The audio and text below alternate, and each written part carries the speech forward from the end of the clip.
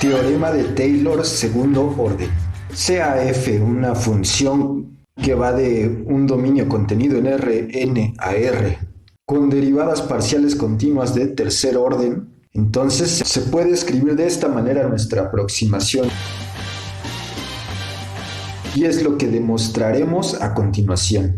A ver, hice un en vivo donde expliqué paso a paso los elementos que están de fondo en este teorema. Haciendo un repaso desde el teorema de Taylor en una variable y demostrando una manera de escribir el mismo. Si tienes claro todos los elementos que trabajamos ahí, entonces estarás lista o listo para esta demostración. A sabiendas de que hacer una demostración te da una noción más clara de lo que ocurre con tal o cual resultado matemático. Así que vamos allá. Demostración.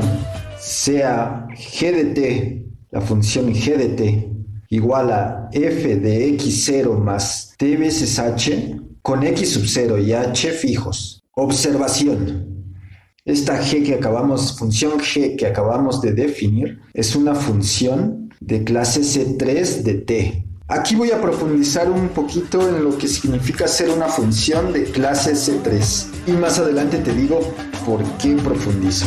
Fíjate, tenemos una definición que dice: sea una función que va de U contenido en E a F, donde U es un conjunto abierto de E. Se dice que F es de clase C1 sobre A contenido en U, que se denota de esta manera, si pasan dos cosas: F es diferenciable en cada punto X de A, y segunda, la aplicación que llamamos, o el operador llamado diferencial, es continuo en A. De aquí se desprenden unos resultados y un corolario es que si tienes una función que va de Rn a Rp con U arbitrario, entonces f es de clase C1 sobre U, si solo si admite derivadas parciales continuas en U. En resumidas cuentas, una función es clase C1 si solo si sus derivadas parciales son continuas. Así una función es de clase C2 si sus segundas derivadas parciales son continuas. Una función es de clase C3 si admite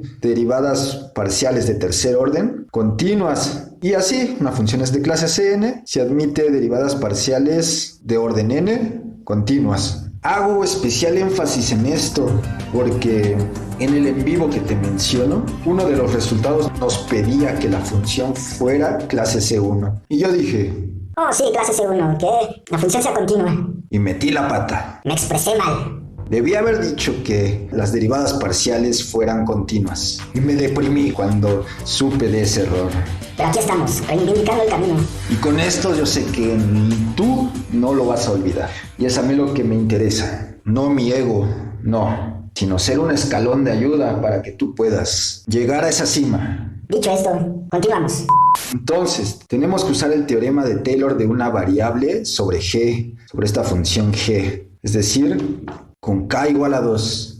Pero que no recuerdas qué dice el teorema de Taylor en una variable y que te da flojera ir a ver todo el en vivo. Bueno, aquí te lo recuerdo. Mira, tenemos aquí y lo vamos a usar para k igual a 2. Queda de esta manera: g de 1 es igual a g de 0 más g' de 0 más g' de 0 sobre 2 factorial más R2. Bueno, sobre esta R residuo, sí hubo bastante más profundidad en el susodicho en vivo. Si quieres saber bien qué onda con esa R, ve a ver ese en vivo. Bueno, x sub 0 y h dijimos que eran fijos. Y esta expresión que nos dice que h vale cuánto y x sub 0 vale cuánto. Pues estamos tomando una h igual a 1 y una x sub 0 igual a 0, al vector 0. ¿Estás de acuerdo con ello? Y R2 pues es de la forma, en general se escribe de esta manera. Entonces aquí en nuestra función que estamos trabajando, escribiremos R2 igual a la integral que va de 0 a 1, de t menos 1 entre 2 factorial, por la tercera derivada de g, evaluado en t, con su diferencial de t. Y a continuación, por regla de la cadena, derivamos una vez a g. Usando regla de la cadena tenemos que g' de t es igual a la sumatoria desde i igual a 1 hasta n de las derivadas parciales de f con respecto a cada variable, es decir, xi. evaluado en x0 más t veces h por las hi. Y si no recuerdas qué dice la regla de la cadena, por aquí te lo dejo. Y también te sugiero que vayas a ver un video muy bueno que encontré sobre la regla de la cadena, de un canal que hace animaciones y realmente representa visualmente de manera excelente lo que va pasando matemáticamente. el link está en la descripción o en esta tarjeta de acá, ya sabes. Entonces, recordando esta regla de la cadena, pues tenemos que usar el operador diferencial. Y en este caso nuestra función f va de Rn a R, por eso justamente es tomar las derivadas parciales con respecto a cada una de las x, y luego eso lo multiplicamos por hi. Y a continuación vamos a aplicar nuevamente la regla de la cadena. En total la usaremos 3 veces, pero antes de ello te voy a pedir que por favor le dejes una manita arriba a este video.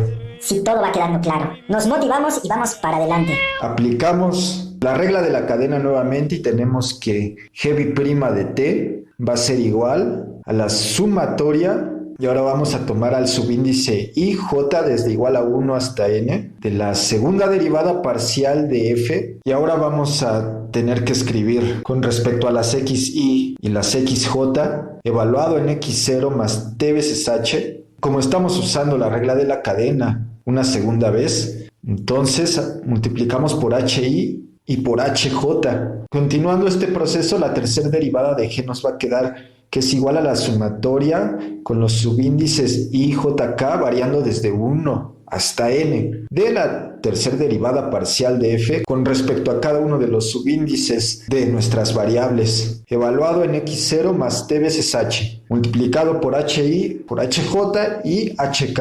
Y escribiendo r2 igual a r2 de x0, h, entonces tenemos esto de aquí. Es decir, simplemente hemos sustituido las derivadas que acabamos de encontrar en el teorema de Taylor para una variable. R2 que depende de x sub 0 y h nos queda igual a esto de aquí. Es decir, sustituimos la tercera derivada en la expresión del principio. Y fíjate que el integrando es una función continua de t. En consecuencia está acotada por una constante positiva c en un pequeño entorno de x0. Y observemos también que el valor absoluto de las hi es menor o igual que la norma de h para una norma de h pequeñita, y por tanto pasa esta desigualdad. Aquí se ve más claramente la teoría que desarrollábamos en el en vivo de la clase pasada, donde hablaba de este residuo comparado con una cota. Pues aquí está. En particular tenemos esta desigualdad, simplemente multiplicando por el inverso de la norma de h al cuadrado en ambos lados, y esta expresión tiende a cero cuando h tiende a cero, justo como pide el teorema. A ver, la demostración de la fórmula de Taylor de primer orden, que es esta expresión, pues es de forma análoga, en esta ocasión con k igual a 1. El argumento para demostrar esto de aquí es semejante. A continuación, profundicemos sobre el resto o el residuo. En el caso del primer orden, que lo denotamos R1 de x sub 0, h, fíjate lo que vamos a hacer. Bueno, sabemos que eso es igual a la sumatoria desde i, j igual a 1 hasta n de la integral desde 0 a 1 de 1 menos t por la segunda derivada parcial con respecto a las variables xi y xj, evaluado en x0 más th por hi por hj por su diferencial de t. Esto es lo que ya sabíamos. Y a continuación lo vamos a escribir de esta manera. Es decir, esto va a ser igual a la sumatoria desde i, j igual a 1 hasta n de 1 medio de la derivada parcial de segundo orden de f. También con respecto a las respectivas variables x y xj. C sub ij por hi por hj. ¿Y quién es ese C sub ij?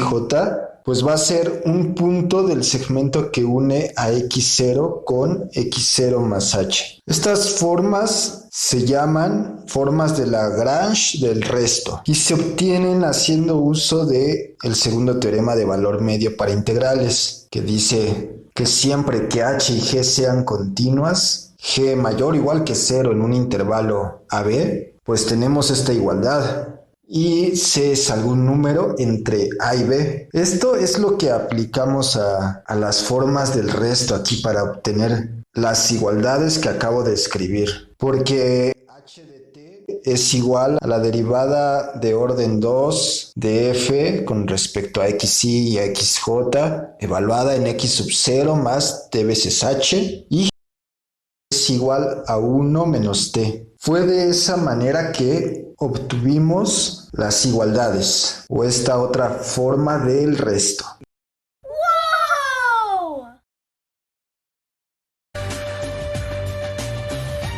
Ahora, ¿cómo quedaría la fórmula de Taylor de tercer orden? Pues quedaría de esta manera, donde el resto o R3 de x sub 0, h sobre la norma de h al cubo tiende a 0 cuando h tiende a 0 y así sucesivamente. Ahora, la forma general se puede probar por inducción utilizando el método que justo acabamos de ver y a continuación te regalo décimas. Prueba por inducción la forma general del teorema de Taylor. Envíala a mi correo y llévate 5 décimas. Estate al pendiente del próximo video donde haremos ejercicios ahora sí. Activa la campanita si no la has activado para que YouTube te avise cada vez que suba video. Y ya está, queridas mentes, nos vemos en la que sigue.